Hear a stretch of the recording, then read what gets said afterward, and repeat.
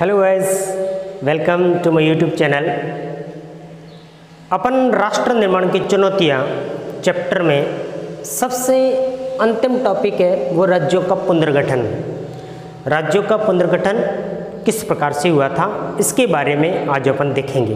भारत देश जब आज़ाद हुआ उसके पश्चात किस प्रकार से है जो राज्यों का गठन किया जाए, किस प्रकार से, जैसे राज्य तो पहले ही गठन कर दिया गया था, यानी उस समय जब देश आज़ाद हुआ था उस समय अपने विशेषकर 4 श्रेणियों के अंदर सभी जो राज्य क्षेत्र थे उनको बांट दिया गया था।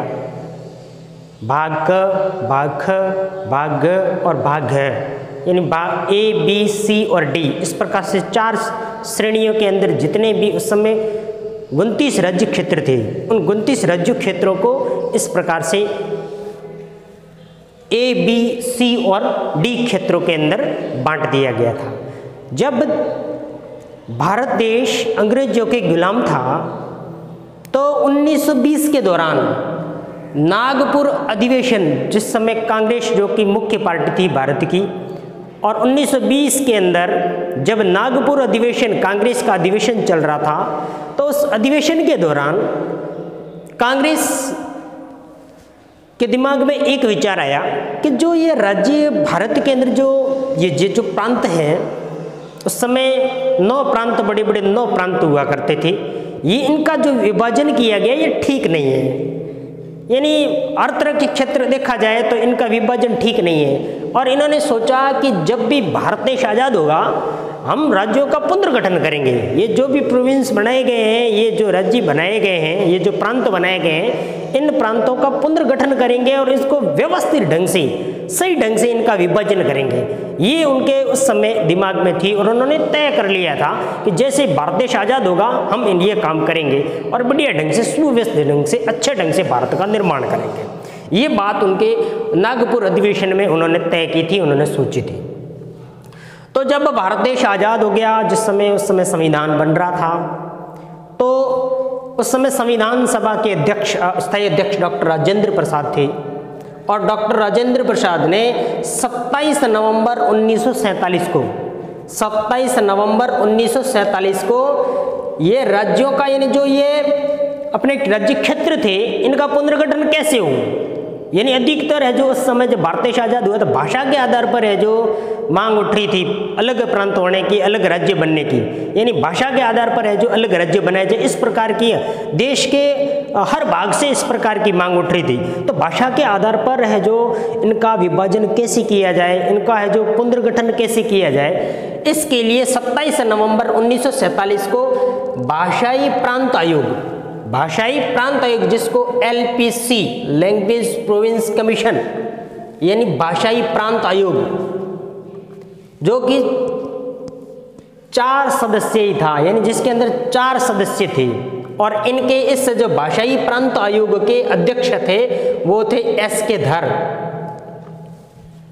S.K. धर की अध्यक्षता में 4 सदस्यीय भाषाई प्रांत आयोग का है जो इस समस्या के निपटारे के लिए इस आयोग का निर्माण किया गया। और इस आयोग ने अच्छे ढंग से, पूरे बढ़िया ढंग से स्टडी किया और हर तरीके से उन्होंने उस क्षेत्रों को है जो विभिन्न प्रांतों का अध्ययन करने के बाद में 27 नवंबर 1947 को जो ये आयोग बना था, ये जो इसने फिर रिपोर्ट 10 दिसंबर 1948 को, लगभग 1 साल तक इन्होंने अच्छे ढंग से इस पर मंथन किया। और फिर 1 साल बाद में 10 दिसंबर 1948 को इन्होंने अपनी रिपोर्ट सौंपी। किसने? भाषाई प्रांत आयोग ने, या अपन कह सकते हैं धर आयोग ने, जिनके अध्यक्ष S.K. धर थे। इन्होंने 1 साल बाद 10 दिसंबर 1948 को है जो अपनी रिपोर्ट प्रस्तुत की। और उन्होंने क्या किया, उन्होंने कहा, इस रिपोर्ट में उन्होंने कहा कि भाषा के आधार पर राज्यों का निर्माण करना ठीक बात नहीं है। हम नहीं कहते, और हमने जो स्टडी की है इस आधार पर, अगर भाषा के आधार पर अगर राज्यों का पुनर्गठन किया गया तो देश के कई टुकड़े हो जाएंगे। इसलिए भाषा के आधार पर राज्यों का पुनर्गठन नहीं होना चाहिए। ये है जो भाषाई प्रांत आयोग या धर आयोग ने स्पष्ट कह दिया, यानी भाषा के आधार पर पुनर्गठन नहीं हो। ये इस है जो आयोग ने अपनी रिपोर्ट में कहा। अब ध्यान दें तो किस आधार पर पुनर्गठन हो, तो इस आयोग ने भी कहा, इस आयोग ने कहा कि या तो प्रशासनिक या भौगोलिक या वित्तीय या विकास।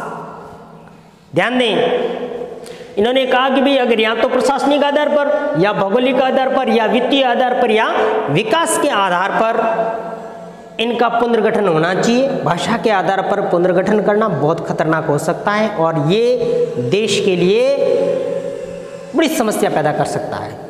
तो इस प्रकार से जब ये इस आयोग ने, भाषाई प्रांत आयोग ने जब ये रिपोर्ट सौंपी और जब इन्होंने कहा कि भाषा के आधार पर पुनर्गठन नहीं होना चाहिए, तो जो भाषा के आधार पर जो पुनर्गठन चाहते थे वहाँ है जो उन्होंने आंदोलन शुरू कर दिए कि नहीं ये गलत है, नहीं आप जो ये आयोग ने जो ये रिपोर्ट सौंपी है ठीक नहीं है, भाषा के आधार पर विभाजन होना चाहिए। और इस प्रकार से जैसा कि बहुत सारे हैं जो राज्यों के अंदर, जैसे कि सबसे ज़्यादा आंध्र प्रदेश के अंदर जो उस समय मद्रास था, उस समय मद्रास प्रोविंस था, अपन प्रांत था, उसके अंदर है जो ये अधिकतर मांग उठ रही थी।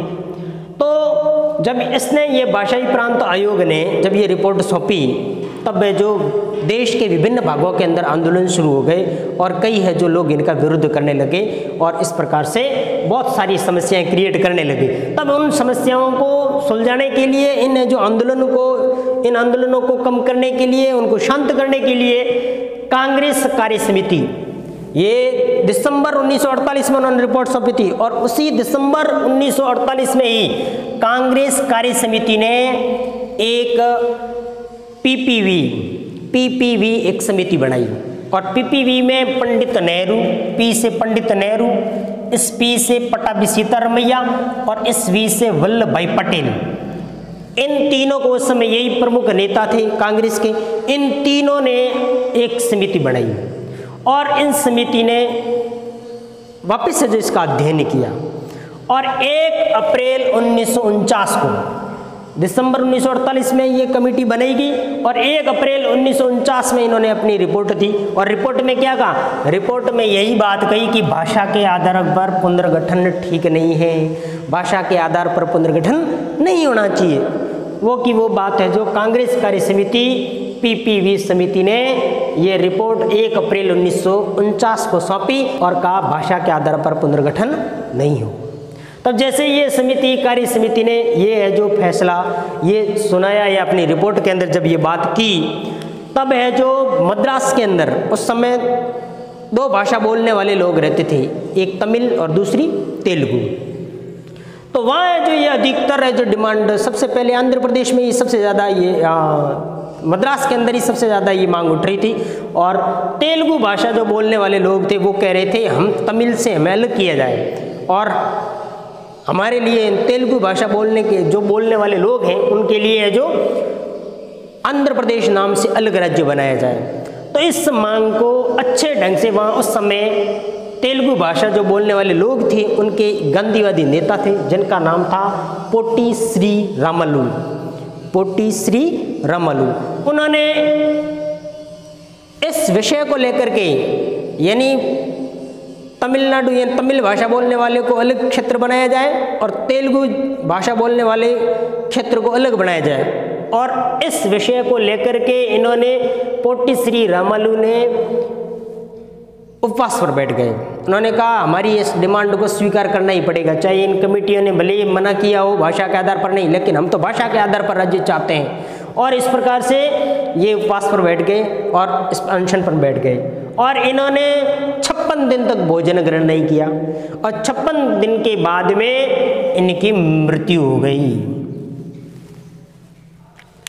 पोट्टी श्री रामालू 56 दिन बाद में उनकी मृत्यु हो गई और जैसे ही मृत्यु हुई तो वहाँ के लोग उग्र हो गए। उन्होंने कहा सरकार है जो बिल्कुल हमारी मांगों पर ध्यान नहीं दे रही है, लोग मर रहे हैं। इस प्रकार से वहाँ तीव्र आंदोलन होने लगे, हिंसा भड़कने लगी और ये जब देखा तब जब भारत सरकार थी उस समय उन्होंने देखा कि किसी तरह से इनको शांत करना पड़ेगा और इन आंदोलनों को, इन उग्र आंदोलनों को शांत करने के लिए उस समय 15 दिसंबर 1952 को नेहरू ने भाषा के आधार पर आंध्र प्रदेश की घोषणा की। भाषा के आधार पर आपका अलग राज्य यानी तेलुगु भाषा बोलने वालों के लिए अलग से आंध्र प्रदेश बना दिया जाएगा। ये घोषणा 15 दिसंबर 1952 को की और इस घोषणा के आधार पर 1 अक्टूबर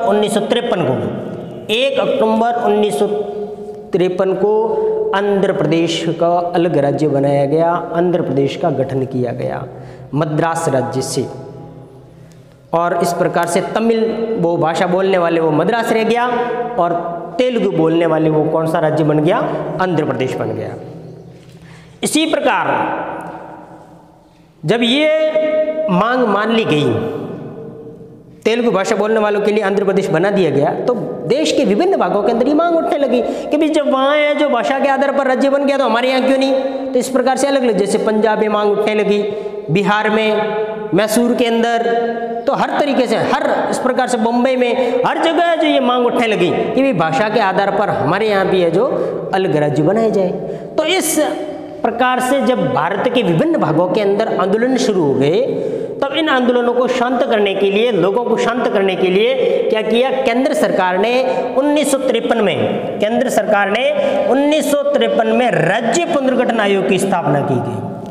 राज्य पुनर्गठन आयोग की स्थापना 1953 में की, ध्यान रखना, राज्य पुनर्गठन आयोग की स्थापना की। और उस समय ये आयोग बनाया गया। इस आयोग को ये काम सौंपा गया कि भाई जब भाषा के आधार पर अगर राज्य नहीं बनाए तो किस आधार पर बनाए जाएं, कैसे बनाए जाएं, ये है जो इस प्रकार के कुछ नियम बनाए। तो ये जो राज्य पुनर्गठन आयोग 1953 में बनाए, ये 3 सदस्य था और इसके अध्यक्ष थे एन फजल अली राज्य पुनर्गठन आयोग 1953 के अध्यक्ष थे। और इसके जो 2 सदस्य और थे, दूसरा था के.एम. पणिकर और तीसरा सदस्य था वो हृदयनाथ कुंजरू। इन तीनों को मिला करके राज्य पुनर्गठन आयोग की स्थापना की और उनको ये काम सौंपा गया कि आप इस प्रकार से नियम बनाएं कि किन नियमों के आधार पर कैसे राज्यों का पुनर्गठन किया जाए। तो इस प्रकार से जब 1953 के अंदर राज्य पुनर्गठन आयोग की जो स्थापना हुई, इस आयोग ने 30 दिसंबर 1955 को इन्होंने अपनी रिपोर्ट सौंपी और इस रिपोर्ट के अंदर उन्होंने जो भी बातें कही गई, उन बातों के आधार पर राज्य पुनर्गठन अधिनियम 1956 पारित किया गया। राज्य पुनर्गठन अधिनियम 1956, जिसके तहत विभिन्न राज्यों का पुनर्गठन किया गया। तो इस प्रकार से राज्य पुनर्गठन अधिनियम 1953 के राज्य पुनर्गठन आयोग ने जो रिपोर्ट सौंपी, उन रिपोर्ट के आधार पर 1956 के अंदर राज्य पुनर्गठन अधिनियम पारित किया गया। और इसके अंदर क्या कहा गया, इसके अंदर ये कहा गया कि भाई जो राज्यों की श्रेणी है, उस समय राज्यों की श्रेणियां थी, जैसा कि मैंने पहले बताया, A, B, C और D, यानी क, ख, ग और घ, ये इस प्रकार से 4 श्रेणियां बनी हुई थी। A में 9 प्रांत थे, जिस प्रकार जो उस समय ब्रिटिश का सीधा नियंत्रण था। A क्षेत्र के अंदर A भाग था, उसके अंदर 9 प्रांत थे। B भाग जो बनाया गया था वो देसी रियासतें थी, उनको मिला करके इस प्रकार से 9 क्षेत्र बनाए गए थे। C भाग था, उसमें कुछ देसी रियासतें और कुछ उस समय की जो कमिश्नरी स्टेट थे उनको मिला करके, और वो भी है जो उस समय इसमें 10 क्षेत्र थे, ये C में रखे गए। और D के अंदर अंडमान निकोबार द्वीप रखा गया। तो इस प्रकार से 9, 18 और 10, 28 और 1, 29 राज्य क्षेत्र बनाए हुए थे। ठीक है ना, अलग अलग राज्य नहीं थे उस समय, राज्य क्षेत्र बनाए थे। और इस प्रकार से राज्यों के नाम से नहीं, इस श्रेणियों में बांट करके उनको बनाया गया था कि ये A क्षेत्र का राज्य, B क्षेत्र का, ये 3 C क्षेत्र का और ये D क्षेत्र का राज्य क्षेत्र है। तो इस प्रकार इनको समाप्त कर दिया गया कि ये राज्य क्षेत्र है जो A, B, C, D और श्रेणी है, इन श्रेणी को समाप्त कर दिया गया। और क्या किया, और उसके तहत, इस अधिनियम के तहत इन्होंने फिर 7वां संविधान संशोधन अधिनियम पारित किया। 7वां संविधान संशोधन किया गया और जिसके तहत राज्यों की श्रेणियों की समाप्त किया गया और 14 राज्य व 6 केंद्र शासित प्रदेश की घोषणा कर दी। उन्होंने कहा कि भाई इस प्रकार से जो ये राज्यों की श्रेणियां थी उनको समाप्त कर दिया गया। अब उनकी जगह 14 राज्य होंगे। कितने होंगे? 14 राज्य और 6 केंद्र शासित प्रदेश होंगे। अब 14 राज्य कौन कौन से होंगे? सबसे पहले, जैसे कि ये मैंने अल्फाबेटिकल लिखा है, तो सबसे पहले आंध्र प्रदेश, इसके बाद आसाम, जिसको उस समय असम कहते थे, बिहार, 4 नंबर बम्बई, 5 जम्मू कश्मीर, 6 केरल, 7 मध्य प्रदेश, 8 मद्रास, 9 मैसूर, 10 उड़ीसा, 11वां पंजाब, 12वां राजस्थान, 13वां उत्तर प्रदेश और 14वां उस समय जो राज्य बनाया गया वो था पश्चिम बंगाल। मैंने अल्फ़ाबेटिकल लिखा है, तो इस प्रकार से ये 14 राज्य उस समय बना दिए गए। ये राज्यों की श्रेणियों को समाप्त करके 14 राज्य घोषित किए गए। और 6 केंद्र शासित प्रदेश कौन कौन से थे? पहला अंडमान निकोबार, दूसरा दिल्ली, तीसरा लक्षद्वीप, मिनिकॉय और अमिनी द्वीप। इन तीनों को अब आजकल है जो लक्षद्वीप कहते हैं। और चौथा हिमाचल प्रदेश, 5वां मणिपुर और 6ठा त्रिपुरा। इस प्रकार से जब ये 1956 के अंदर राज्य पुनर्गठन अधिनियम पारित किया गया, इसके तहत 14 राज्य और 6 केंद्र शासित प्रदेश बना दिए गए। इस प्रकार से राज्यों का पुनर्गठन इन श्रेणियों को समाप्त करके इनकी जगह 14 राज्य और 6 केंद्र शासित प्रदेश बना दिए गए। इसके बाद में किस प्रकार से नए राज्य बने हैं और किस प्रकार से राज्यों के नाम चेंज हुए हैं वो अपन देख रहे हैं।